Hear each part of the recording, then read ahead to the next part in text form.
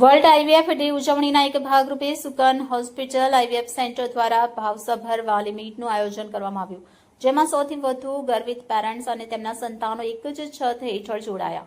જીવન, સહનશીલતા અને તબીબી સિદ્ધિની ઉજવણી કરતા આ કાર્યક્રમમાં પરિવારોની સફળતા અને સંઘર્ષની યાત્રાને જાણવાની તક મળી હતી, જેઓએ હોસ્પિટલના સહયોગે માતા પિતા બનવાનું સ્વપ્ન સાકાર કર્યું.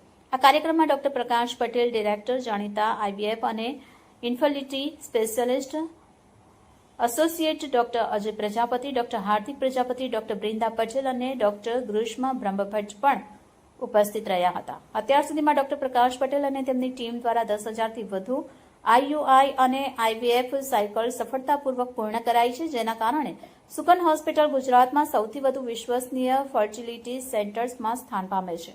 આ પેરેન્ટ્સ મીટનો મુખ્ય ઉદ્દેશ્ય આઈવીએફ પરિવારો વચ્ચે પરસ્પર સંપર્ક, સહભાગિતા અને યાદગાર યાત્રાઓનું વહન કરવાનું છે.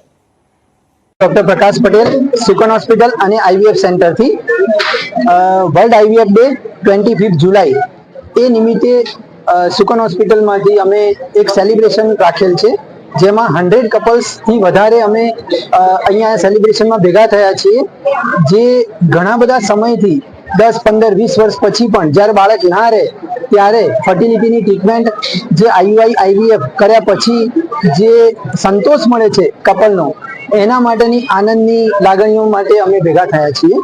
તો એ સેલિબ્રેશન થઈ રહ્યું છે. હોસ્પિટલમાં આઈયુઆઈ અને આઈવીએફ પદ્ધતિથી 5,000થી વધારે લોકોએ અમારો સંપર્ક કર્યો છે અને એમને લાભ મળેલ છે.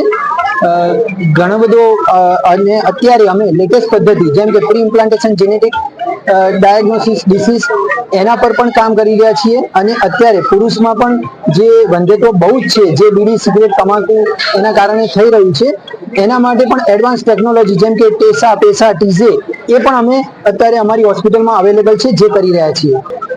જનરલી આજે અમારા સેલિબ્રેશનમાં એ જ મારો મુદ્દો હતો.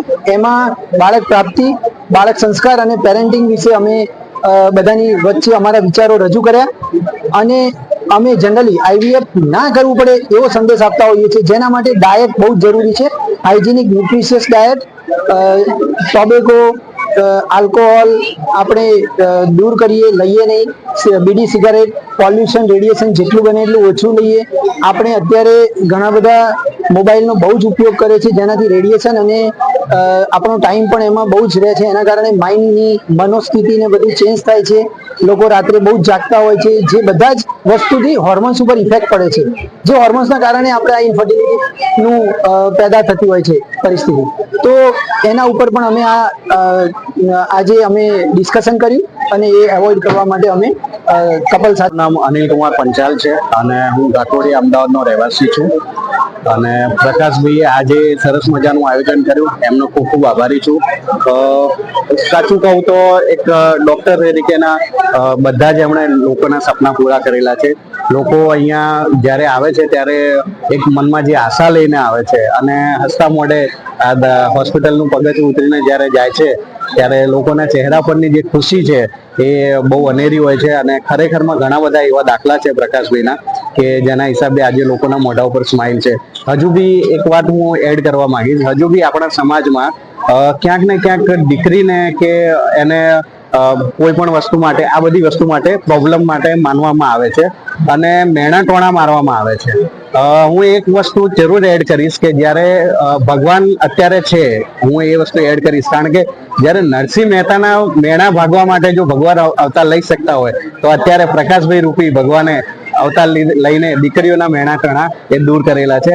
અને પ્રકાશભાઈ ઉત્તર પ્રગતિ કરતા રહે, કારણ કે મારા દીકરાનો જન્મ થયો ત્યારે બહુ ક્રિટિકલ કેસ હતો. 8મા મહિને મારી વાઈફને કમળો થઈ ગયો હતો અને સાહેબે જે કેસ બચાવ્યો એટલે થેન્ક ગોડ. અને ભગવાનનું રૂપ છે Prakashbhai. Thank you so much.